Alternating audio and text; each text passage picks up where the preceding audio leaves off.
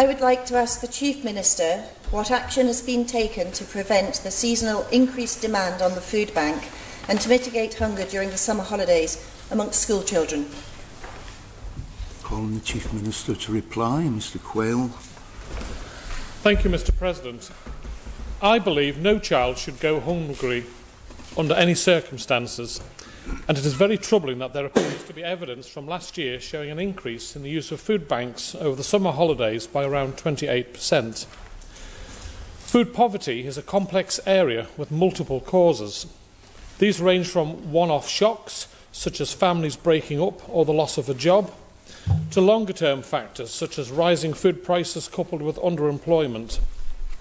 We do not have the so-called budget supermarkets here to help with the cost of food for those on very low incomes, and so the daily cost of food, coupled with other expenses for energy and travel, may mean that those families who rely on free school meals during term time struggle to provide meals for during the holidays.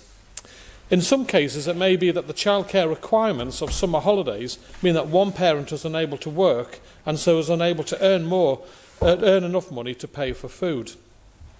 I would like to understand more about this and how best government can respond in a way that tackles the root cause of hunger, not just over the summer holidays, but the whole year round.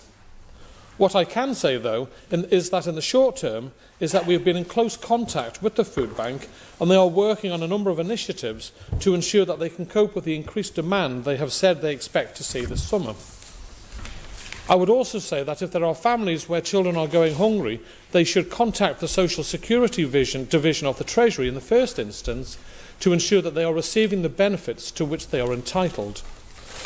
I am hugely grateful for the hard work and commitment shown by the charities in the Isle of Man and the generosity of the Manx people in donating to and running them.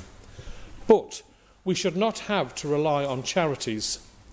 Mr President, the Minister for Policy and Reform will be bringing his plan to tackle cold, hunger and homelessness to the Council of Ministers by August.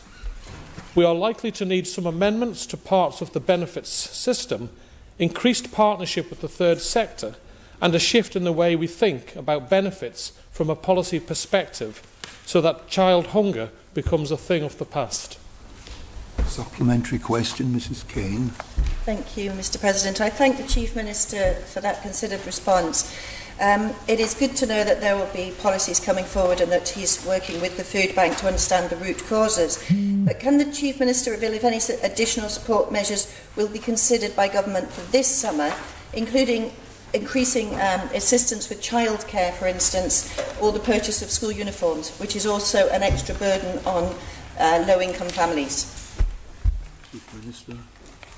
Thank you, Mr President. I have said that we have been in contact with the food bank, Mr President, and they are confident that they will be able to deal and that they are putting measures in place to help with the expected increased demand on this. As I say, we need to get to the root cause of this, not do a knee-jerk reaction. And whilst I take on board the honourable member's comments, I think if we're going to do this properly, we need to have the full data.